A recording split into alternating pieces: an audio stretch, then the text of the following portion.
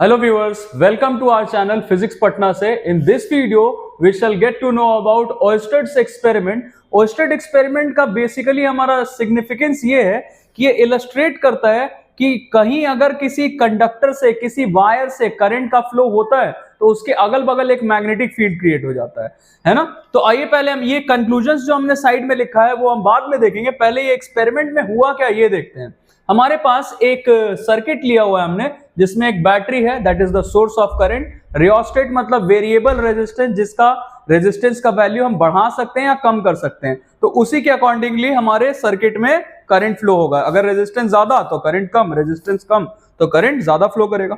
और एक की हमने लिया है, इसमें की या स्विच कुछ भी ले सकते हैं टू कंप्लीट और इनकम्प्लीट द सर्किट. तो like we can see here, यहां पे हमने एक कंपास निडल लिया हुआ है. कंपास निडल आपने देखा होगा, रेड कलर से जो पेंटेड रहता है जो एंड वो नॉर्थ पोल रहता है और जो व्हाइट कलर का रहता है वो साउथ पोल रहता है ना.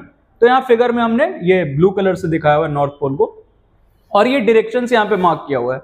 तो जैसा हमें दिख रहा है कि जब ये की ओपन है तो ये सर्किट से करंट का फ्लो नहीं होगा.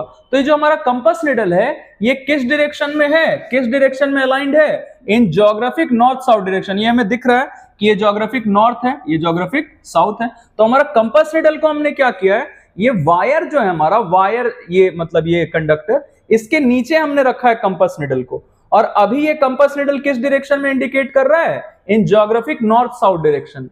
क्यों भाई, इसका रीजन क्या है? क्योंकि अभी ये सिर्फ अर्थ के मैग्नेटिक फील्ड के इन्फ्लुएंस में है, इसीलिए ये ज्योग्राफिक नॉर्थ साउथ डायरेक्शन में लाई करता है. ओके. सेकेंड फिगर में हमें क्या दिख रहा है कि अब ये जो हमारा की था, इस की को हमने कर दिया क्लोज, मतलब सर्किट कंप्लीट हो गया. और सर्किट कंप्लीट हो गया तो करंट का फ्लो शुरू हो जाएगा. तब हम क्या नोटिस करते हैं कि ये जो हमारा कंपास निडल था जो वायर के नीचे था, ये अब ज्योग्राफिक नॉर्थ साउथ डायरेक्शन में लाई नहीं कर रहा है. ये स्लाइटली किस डायरेक्शन में डिफ्लेक्ट हो गया है? ये वेस्ट डायरेक्शन में स्लाइटली डिफ्लेक्ट हो गया, कुछ ऐसे नॉर्थ वेस्ट बोल सकते हैं, है ना. फिर हमने क्या किया, अभी करंट का डायरेक्शन इसमें था ए टू बी, क्योंकि हमें दिख रहा है यहां पॉजिटिव टर्मिनल है तो पॉजिटिव से नेगेटिव करंट फ्लो करता है. तो करंट ऐसे फ्लो करता हुआ ए से बी आया. अब हम क्या कंक्लूड करते हैं, नेक्स्ट वाले फिगर में आते हैं, तीसरे वाले फिगर में, फिगर सी में. इसमें क्या दिख रहा है हमें कि हमने करंट के डायरेक्शन को रिवर्स कर दिया. पहले करंट का फ्लो हो रहा था ए टू बी, इस बार हमारा करंट का डायरेक्शन हो गया B to A. And for that we have only to interchange the terminals. Positive और नेगेटिव का जो प्लेस है वो चेंज कर दिया. तो करंट अब ऐसे फ्लो कर रहा है बी से. तो व्हाट डू वी कंक्लूड कि ये जो हमारा मैग्नेटिक कंपास निडल था, ये कंपास निडल का डिफ्लेक्शन पहले वेस्ट में हो रहा था और अब ये ईस्ट में हो गया, कुछ ऐसे, है ना. तो ये ईस्ट में हो गया या नॉर्थ ईस्ट भी हम बोल सकते हैं ऐसे करके. अब देखिए ये फोर्थ वाले फिगर में हमने क्या किया, जस्ट इसका उल्टा कर दिया हमने. पहले हमने वायर के नीचे रखा हुआ था इसको, जो कंपास निडल था, इस बार हम वायर के ऊपर रख देते हैं कंपास निडल को और फिर करंट का फ्लो करवाते हैं वन बाय वन. पहले ए से बी करवाया, फिर बी से ए करवाया. तो यहां पे हम कंक्लूड क्या कर रहे हैं कि पहले ए से बी जा रहा था करंट, ए टू बी जा रहा था, तो डिफ्लेक्शन किधर था? टुवर्ड्स वेस्ट, ऐसे नॉर्थ वेस्ट. और जब हमने करंट का डायरेक्शन ए से बी रखा है, लेकिन कर क्या दिया, हमने पहले रखा था कंपास निडल को इसके नीचे वायर के और अब कंपास निडल को इसके ऊपर रख दिया. तो सारा चीज रिवर्स हो गया, चेंज हो गया, जस्ट उल्टा हो गया. पहले वेस्ट में था अब ईस्ट में हो गया. और इस वाले में पहले बी से ए जब करंट था और वायर के नीचे प्लेस किया था कंपास निडल को, तो ये टुवर्ड्स ईस्ट था और इस बार किधर हो गया? Towards waste. अब इन सारे चीजों से हमने कंक्लूड क्या क्या किया वो देखते हैं. सबसे पहला चीज हमारा कंक्लूजन ये है कि जब तक कोई करंट इसमें फ्लो नहीं कर रहा था तब तक ये हमारा कंपास निडल किधर अलाइन था? Towards geographic north south direction, क्योंकि ये किसके इन्फ्लुएंस में था?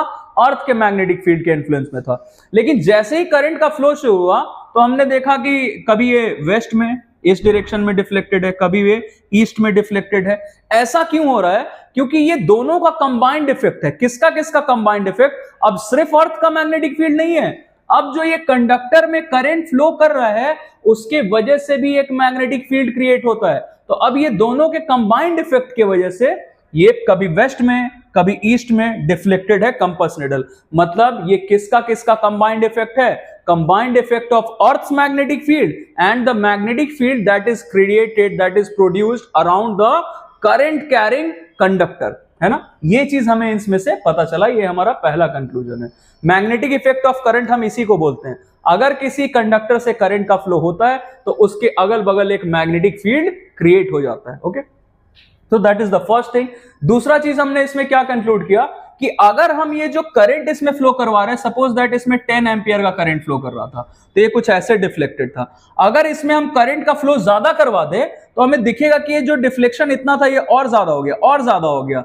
इसका मतलब इससे हमने क्या कंक्लूड किया कि जितना ज्यादा करंट का फ्लो होगा उतना ही स्ट्रॉन्गर मैग्नेटिक फील्ड क्रिएट होगा हमारे कंडक्टर के अगल बगल। ये डिफ्लेक्शन ज्यादा और कम होने से हमें ये पता चलता है ना, ऑब्जर्वेबल है, क्योंकि मैग्नेटिक फील्ड का स्ट्रेंथ बढ़ रहा है या नहीं बढ़ रहा है हमें दिखेगा थोड़े, हमें दिखेगा क्या, ये दिखेगा डिफ्लेक्शन। डिफ्लेक्शन अगर कम है मतलब मैग्नेटिक फील्ड वीक है, अगर डिफ्लेक्शन ज्यादा हो गया मतलब कंपास नीडल का डिफ्लेक्शन ज्यादा हो गया मतलब मैग्नेटिक फील्ड का स्ट्रेंथ बढ़ गया।